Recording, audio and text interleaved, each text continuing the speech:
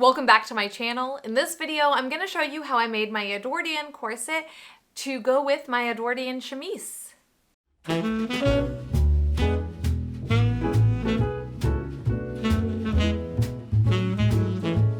Alright, welcome back to the channel. So if you are new here, hello, I am Casey Renee Cosplay. I sew lots of things. I love historical sewing and Disney. And in this video, I'm gonna kind of go step by step on how I made the Edwardian corset using the Angela Clayton pattern. I do have a materials list below so that we can skip over the materials and get straight into the construction aspect of this video. I will say that I am holding my opinion of this pattern for the very end. If you have seen my chemise video, I will put it up here in the cards. If you've seen that video, you already know how I feel about the chemise pattern, and you already know that my feelings are based off of McCall's interpretation of what Angela has created, not actually Angela, because I've watched her videos. I know what she's capable of. So if you would like to hear how I felt after making this corset, please stay to the end of the video. I will talk a little bit about the construction things that I would make differently. I do make a few changes in this corset pattern to begin with, and I will explain why right now. The changes I made were based off of the mock-up that I made. The mock-up video is a Patreon exclusive video, so if you would like to financially support this channel, you can head on over to Patreon, and for $5 you get 20 or so videos right now. I don't really know how long the playlist is, but it's kind of long. And this month's exclusive video is on the mock-up for this corset. So if you would like to know what changes I made from the mock-up to this, go over there. Otherwise, let's just get right into the construction part of this video. So first of all, what I did was I cut my pattern piece out, all of them, on cotil. I did not have enough white cotil, so I had to go with the black cotil. It's literally the same fabric, just two different colors. I just wanted to use white to match the chemise, but this will not be seen, so it's NBD. Now I'm going to do my new favorite way of flatlining, which is basically taking the pattern piece that was cut and pinning it to the top fabric and then stitching around it, and then I'll cut the top fabric close to the edge. I like doing it this way because it means that all of my edges and everything line up perfectly without any kind of, you know, stress or worry. So I'm doing it this way, and I know that interlining it is actually, or flatlining it is not actually a step until step 8. And I will go through and kind of still go back to step 1 and go through making this corset once I've flatlined everything, because I do have ways around doing some of it. I'm not going to follow the pattern to a T. So step 1 for this pattern has you make a mock-up and organize your boning pieces, and since I made a mock-up, my boning is already clipped to the sizes I need it, and it's still living in the channels of the mock-up so that I know exactly where each one is going to be placed. Step 2 has you place the busk, and I did this differently from the pattern. I decided to add a lining piece to this so that I could flatline my fashion fabric to my cotil. So to place my busk, I actually draw the markings onto my lining piece, which is made of cotton, and then I sew this piece to the fashion piece following the markings. I only add the lining to the front panel so it doesn't change the rest of the pattern once I've done this. Now for the side of the busk with the loops. I will flip over my lining, press it, and place the busk into the gaps I left for it.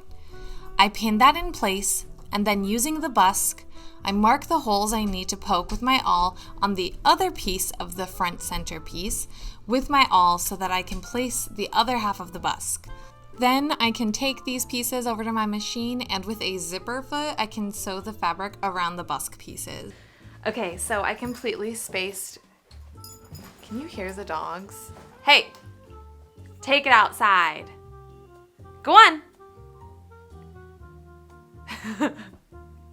They're just staring at me.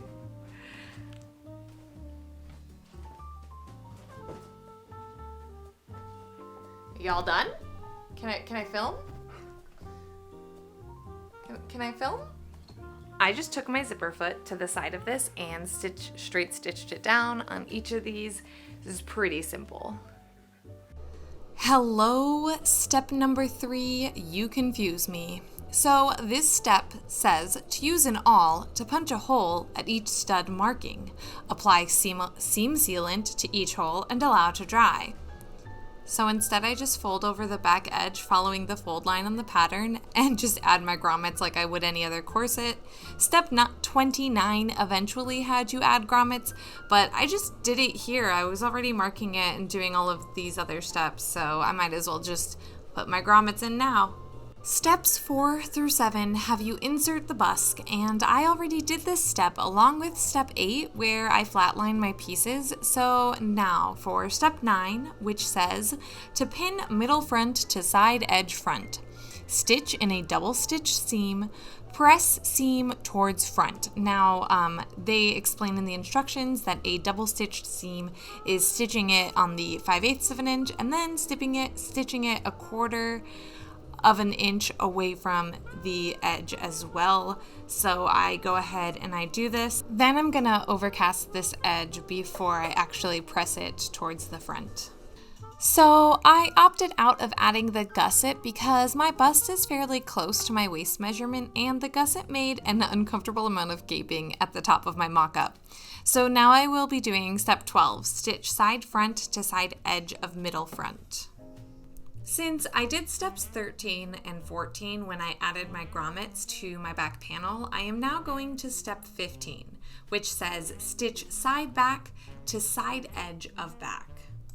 Even though it doesn't say to do this in the instructions right now, I still press all of my seams open, and to do the curved seams, I actually use my pressing ham, and I just do this after I sew each and every stitch. It makes sense to me. And there's my intern, sleeping on the job like always. This is why we can't have nice things, guys. For step 16, I stitched the back pieces to the front pieces at 1/2 inch seam allowance, and then I took it to my ironing board and trimmed it down to 5/8 of an inch and pressed that seam open.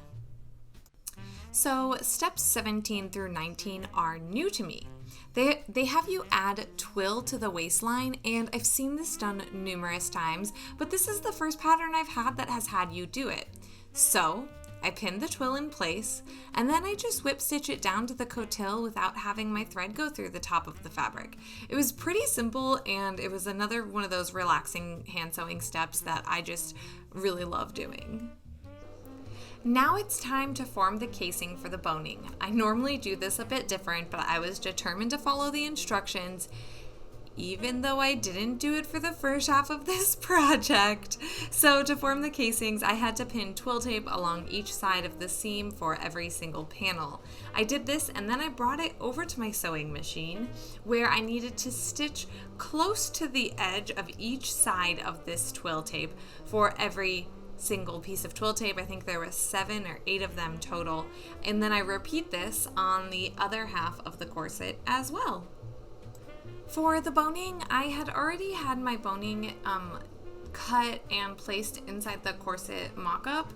And I actually bought my boning, most of it pre-cut. The only pieces that I actually cut were for the back piece, the very back piece next to the grommets. And then I also cut a piece of spiral steel for the side because I underbought boning. I don't know how or why, whatever, but I needed to cut one extra piece, and so since I bought them all pre-cut, I didn't have to cap any of them, and I bought them 1/2 inch smaller because I was like, well, I can work with this versus if it was too long.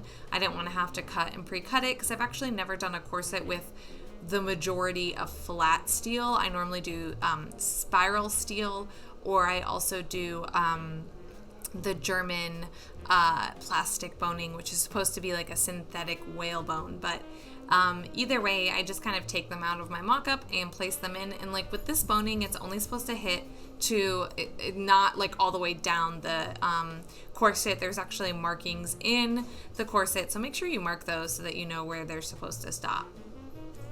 To prep my binding, I'm going to take the pieces and press them, and then I'm going to fold them in half on the fold line. And then I'm going to fold one end inward so that one end has a 1/4 inch roll, and then there's the 1/2 inch, and then there's one long 1/2 inch as well. And I do this so that I can sew it down.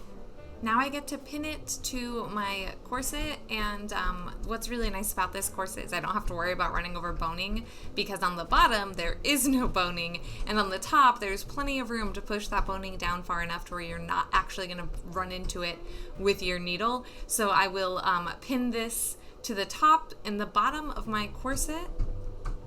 Once the binding is machine sewn down, I get to fold it over, and I actually go to the top and I will press it first, and then I will fold it over and pin it on the inside as far as it will allow me to take it, and then we will whip stitch it down.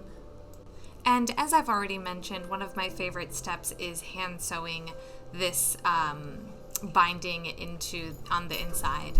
I didn't get any video of it, but I do actually sew down the lace, and to do that I do a gather stitch on the top of it, and then I hand sew it down, and you will see in this next clip where I'm wearing it that I actually chose not to hand sew the bottom part of the ruffle down. I just did the top part of it. All right, so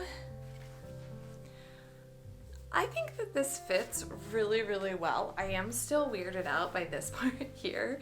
Like, I know it, I guess that's supposed to how it looks. I don't know. It's just a very strange feeling for me to be like, oh, that is how high I can lift my leg. I mean, I can lift it a little higher. There we go. Like, that's just so weird to me. But if this is how they dressed in, you know, the Edwardian time period, then I'll take it. I at first was like hating the color because I thought that this clashed with this, but I actually really like it. And I know that in the pattern you're supposed to stitch this down, but I also really like the idea that this ruffle is part of the bust enhancer, which is like supposed to be part of the silhouette. Because if you look at this, and if I were to make a blouse to go over it, and then you see this here, like I just like that drama, that definition. So yeah, I actually think that this chemise looks quite cute with it. Like, I think that overall this is a look, and I could totally make garments to wear over this. I have a lot of construction issues with this pattern in general, which I'll talk about in my outro, but overall I really like it. I feel like not as comfortable as my 18th century stays, but I feel pretty comfortable. I'm not confident that I could like sit down though, because if you see the like the busk and everything, or the back goes pretty far down.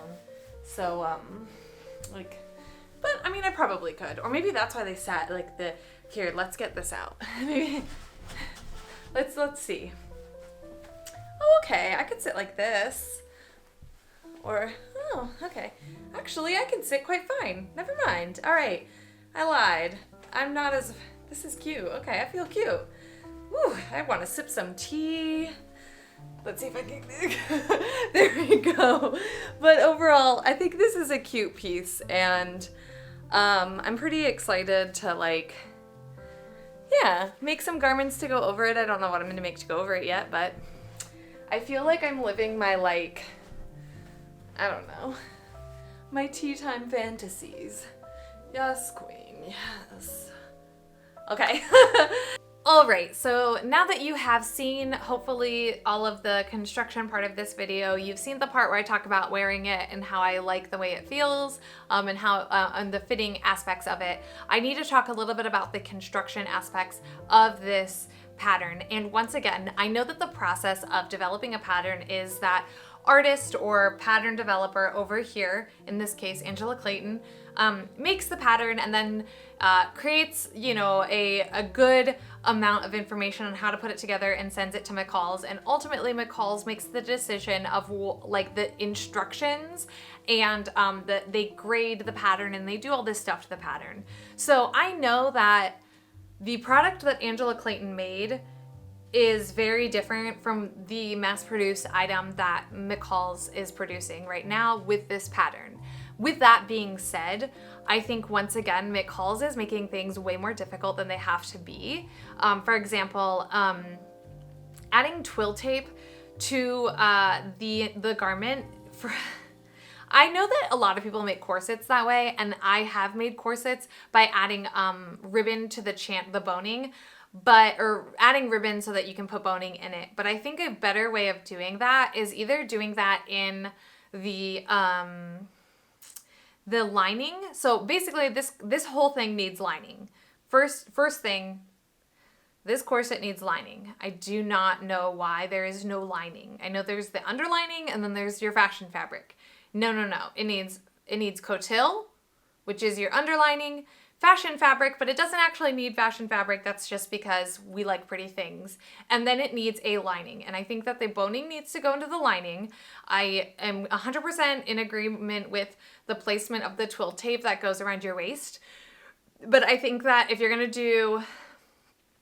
I think it's just going to look prettier if you did all of the boning in the lining versus in like tops or stitching it onto the corset and then you see all that stitching on top. I think that looks busy and ugly. And I also think, I know I didn't do the detail embroidery stitches at the bottom. They have a very specific name. I cannot think of the name right now. But I know I opted out of doing those because I just didn't feel like it. It's nothing towards the pattern or anything. I didn't feel like doing it. Overall, I would like to have lining in this. I think if lining was added and all of the boning channels were added to the lining and then the pieces were sewn together and then bound and blah, blah, blah, I think it'd be fine. Also, you can see in my corset, I opted out of stitching down the top ruffle, and I talk about that in my fitting process.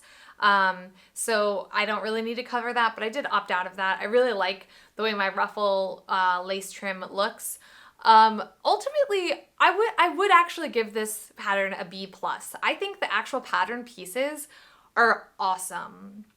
I think McCall's is just trying to either dumb down the instructions or just make them palatable to a wider audience. And either way, I don't think it's actually working or benefiting Angela or sewists, like any of us out there. And so where I appreciate the effort and the